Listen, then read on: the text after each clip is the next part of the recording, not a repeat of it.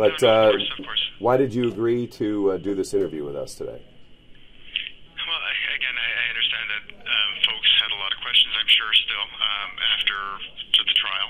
So I wanted to be sure to answer those questions. I think especially a lot of folks are wondering, if I'm innocent, or if I still maintain my innocence. And yes, I am innocent, despite the verdict. So we understood yesterday they were holding you in a special suicide cell. Is this true? It's true, but it was not out of any concern that I could see. So directly after the verdict came, and I had prepared my family, we talked about it, and I said, if I believe I've proved my innocence to the jury, but if for some reason things don't go the way we hoped, don't worry. I've got, I'm working on appeals, and I believe I'll be out in maybe 4 or 5 years, 3, 4, 5 years. So don't worry, we're going to be okay. And I conveyed that to the folks that were returning me to my cell. And despite that, they decided I needed to go into a suicide watch. The psychiatrist had come and seen me, and she said that, she had no concern for me and any suicide risk or anything. Yet still they decided to throw me into that room. And it's a room where they strip you down naked. It's a cold room. It's windowless. The lights are on 24 hours a day. And they give you a cargo blanket, and there's no form of entertainment, nothing to do. You've got to just stare at the walls. I don't believe I did anything to justify putting me in that situation, but it is what it is. They did that for a day. Are you so as far as any concern about hurting myself, no, there is none. I'm ready to continue fighting and to continue telling my story and to get home. What are your feelings about Jeff Garriman? What's your opinion of Jeff Garriman? He didn't deserve to die. I was not necessarily a fan because of the articles, but that's it. I don't know what else to say about it. There's certainly not enough anger there to kill somebody. How do you feel about Jeff Garriman's murder? I think it's crazy. Again, it's blown my mind for the longest time. And I do think there are a lot of people who are upset about it. I'm upset from the standpoint that it's been pinned on me, and here I am. I'm going to suffer. But I know that he had a lot of great contributions to the community, and we heard about that. So I'm sure there are really a lot of people who are who are upset and perhaps think that my conviction is some way to I don't know. I guess it's good for his memory, but again, it is what it is. Like I said, I didn't kill him, and it's unfortunate that he was killed. Do you have any message for Jeff Garriman's family? I am sorry for their loss. It sounds like he was a wonderful uncle and a great brother. And again, like I said, the kind of person that I am, I can really appreciate the wonderful things that he did for his family. So if you didn't murder Jeff Garriman, who did?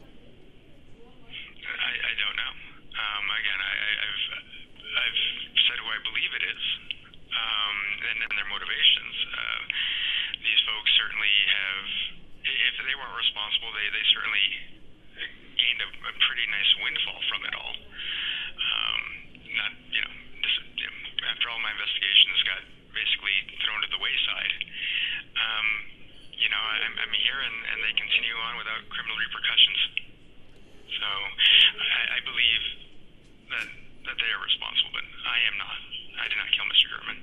So when you took to the stand a week ago, you said you thought Compass Realty, somebody that you had tried to expose because of their practices, you think Compass Realty might be behind the murder of Jeff Garriman? Yes. So if again,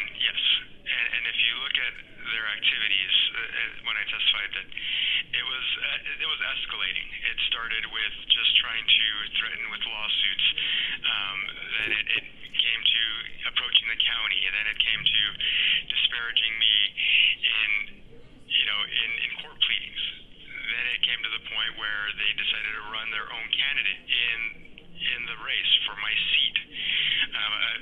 One of their own real estate agents, a Compass Realty real estate agent, was running for the office as a nonpartisan candidate.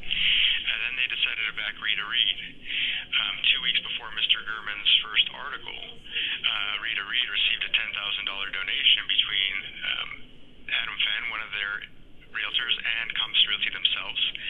And of course, 2 weeks later, that this article comes out, and then thereafter, these funds appear to go to the text messaging campaign that ultimately results in my loss. But despite that, I continue to fight Compass Realty.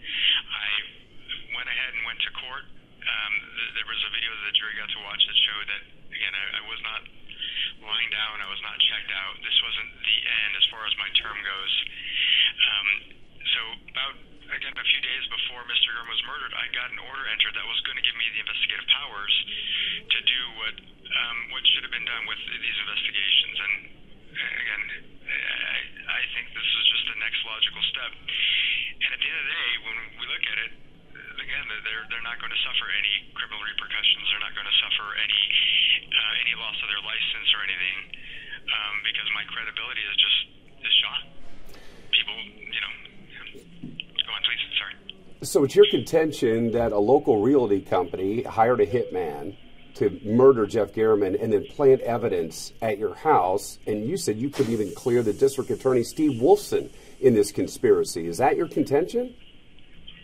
No, I didn't say that he was involved in the conspiracy to murder. I mentioned the fact that when Detective Jappy had found criminal concerns that he conveyed to me, and this is again about a week or two after DA Wolfson introduced me to Detective Jappy, that a week after that, DA Wolfson received a donation from one of the Compass Realty real estate agents.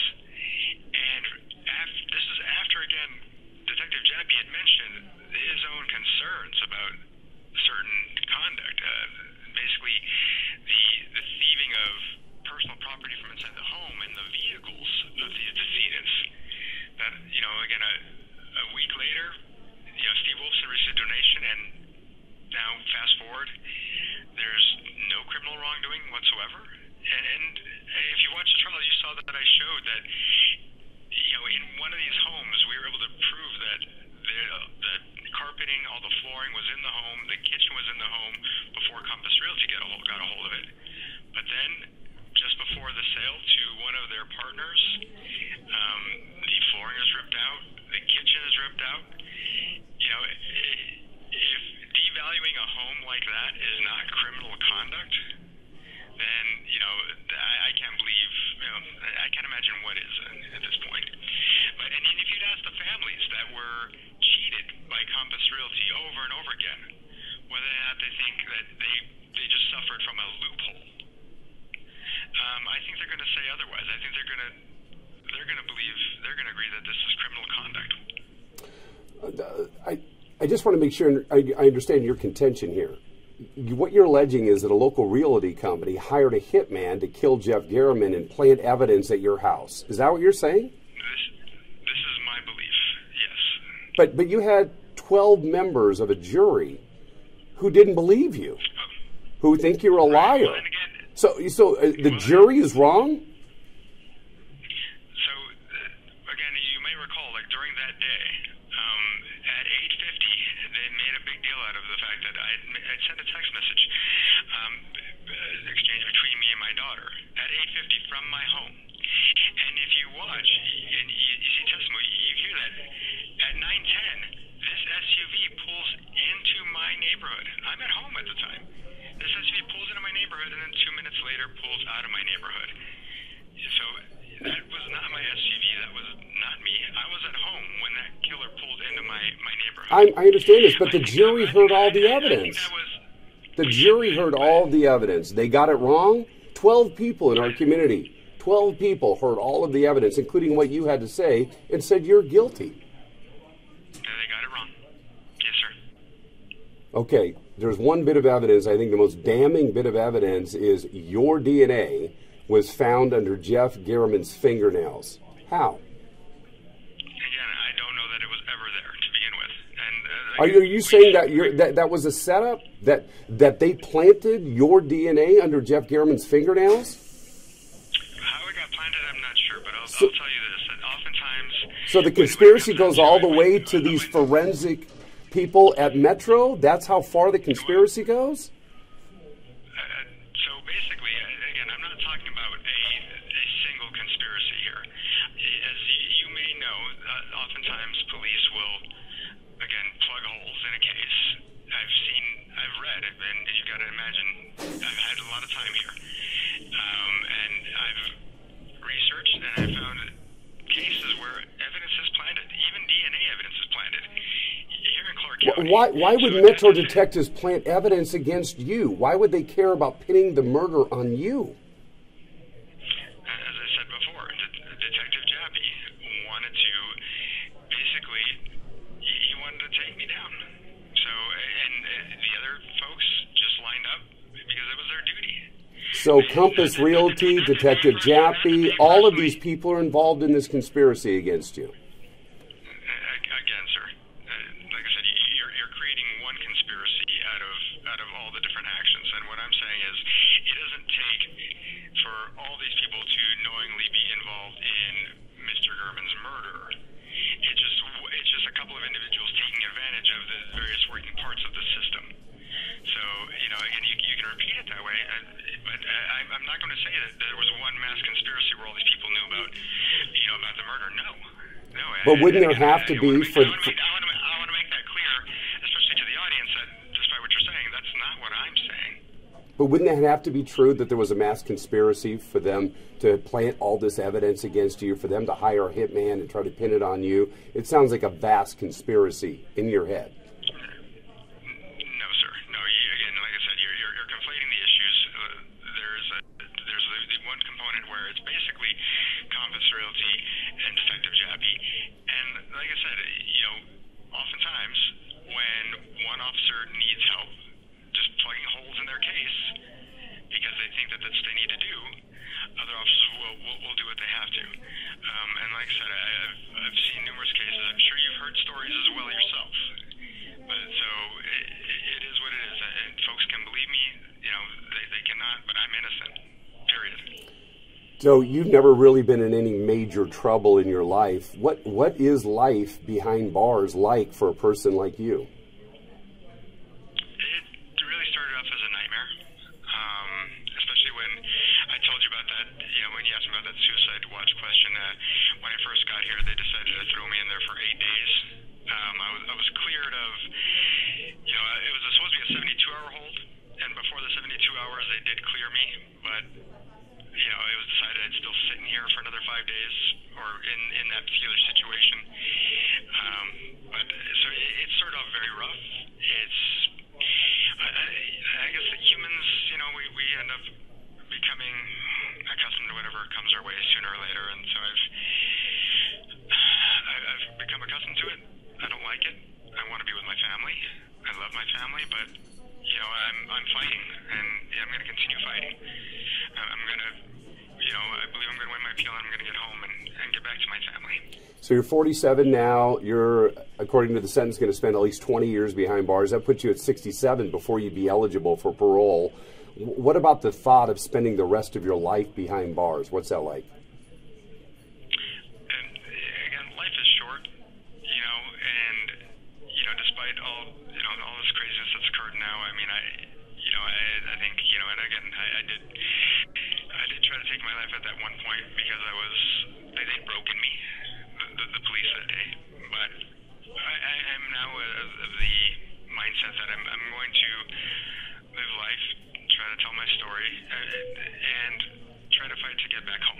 And so, with respect to how many years it takes, if I don't succeed, then so be it. I'll just try to make the best of life because, as far as I know, we've only got one. So on the witness stand, you did admit to having an affair with one of your staffers, something that you denied for a long, long time. You lied about it. You admitted you lied about it. Doesn't that make you a liar? I testified truthfully on the stand, and so you can decide what you want about that. And as I mentioned before, I felt it was a private, well, I didn't say it was a private matter, but I think that should be implied when I say I wanted to protect our families. This is just, when I lied, I just didn't want our families to go through more grief, because it seems like that was the sensational, salacious part of this whole thing that people enjoyed hearing about. And I just don't know that it was, I don't think it was necessarily wrong to want to protect my family and the family of that person. But I mean, you all can decide what you want about it, but that was my motivation, and I don't think all people would begrudge me trying to protect our families from further misery from people repeating this over and over again. The jury did hear you testify in your own words. You were able to tell your story for over an hour, and they didn't believe you. The jury thinks you're a liar. They can think I'm a liar if they want. Certainly, that's their choice. And what am I going to do about it? It's, again, we just move forward. Why did you have scores of? Why did you have scores of? This is going to end at 2 minutes. Why did you have scores of pictures of Jeff Garriman's house on your devices? Why? I did not. They found him. I did not. So they say, but no, I did not. Those things don't even make sense. As I testified. So they're lying about that? Someone is, yes. But again, like I said, those items just they don't make sense from any standpoint. People want to know where the murder weapon is. Where's the murder weapon? I have no idea, because I did not kill Mr. Garman. And then the red Denali. They see the red Denali, maroon Denali, in front of Jeff Garriman's house. They believe that's the vehicle that the murderer drove. And it, just by happenstance, your family has a maroon Denali. I don't think it's by happenstance that the killer had a similar maroon Denali at all. And again, during testimony by everybody, there was supposedly this camera that was right across the street that was pictured in Google Maps. If that were me and I saw there was a camera right across the street, again, I would not want to commit any kind of act where I didn't want to get caught on camera. When I knew there was a camera directly across the street. So I think that, too, just speaks to the fact that I didn't do this. It would just be crazy to do something like that. To put yourself on camera, to put your own vehicle in front of a camera would be just insane. It makes no sense. Just one final question, Mr. Tellis. Yes, sir. I talk to a lot of people in the community, and I don't hear a lot of sympathy for you. In fact, a lot of people are happy that you were sentenced to life in prison. What do you have to say to those people?